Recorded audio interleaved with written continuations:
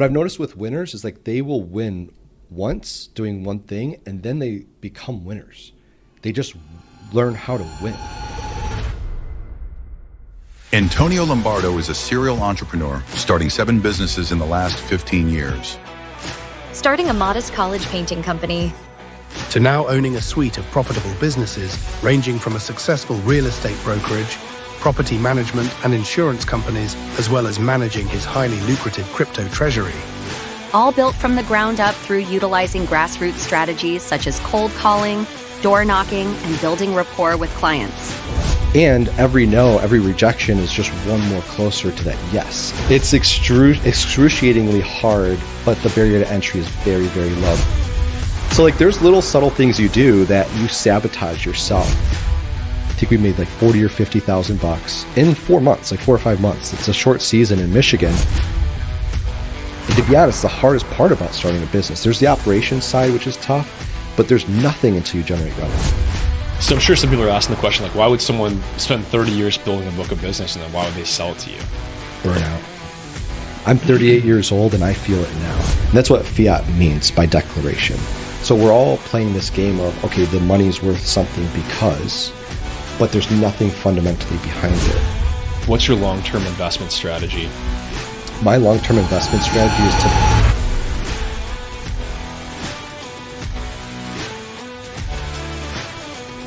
Hey guys, James Danley. Welcome to the Bulldogs podcast.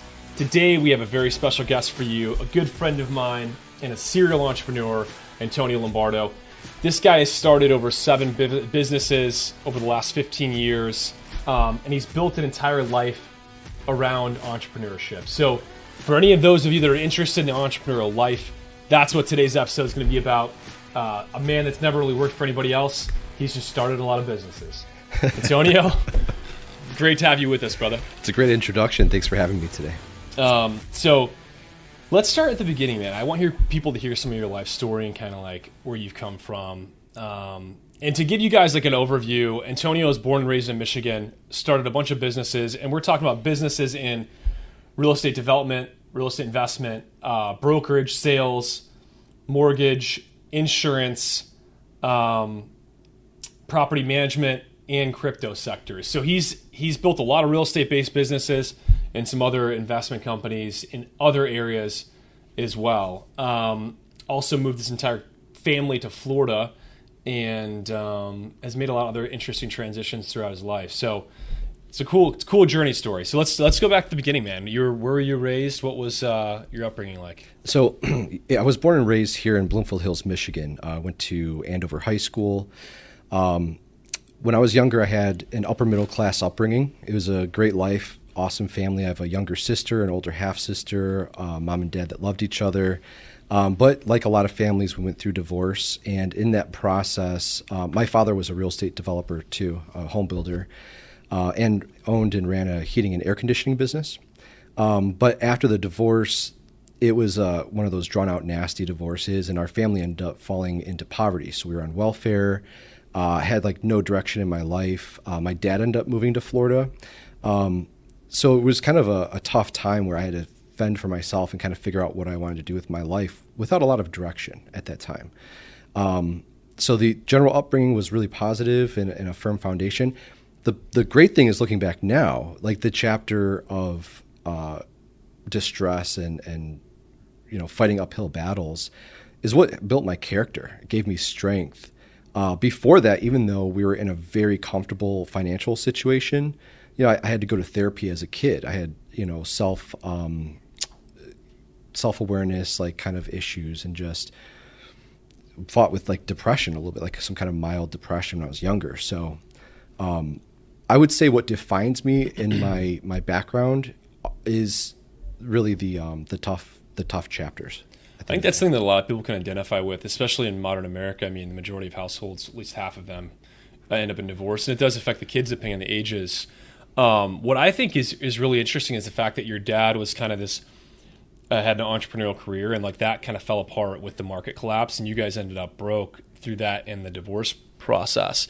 And yet, in the end of the day, you ended up like choosing to go and like live the path of the entrepreneur, right? And they take that adventurous journey where everything has to be created, everything's built from scratch.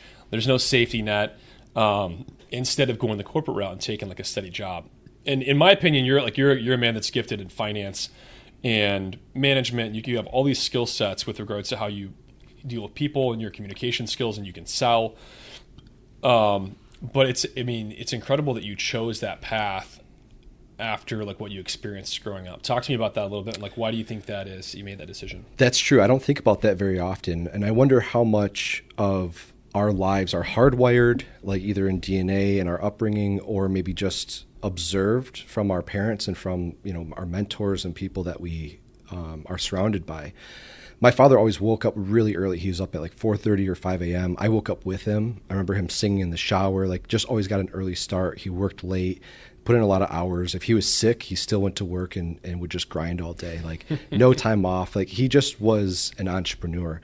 He was built for it. I didn't think I was going to go that route. I was more of an IT tech kid when I was younger, built servers. I did some coding and thought I would go work in maybe the software industry or do a startup.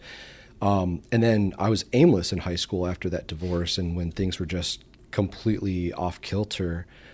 So at that time, I didn't even want to go to college. I didn't have any plans to go to university, although I did. I ended up going to Michigan State University, mostly just because I had a couple of friends going there. And to be honest, I was aimless. Like, even during the university years, I changed degrees like 6 different times.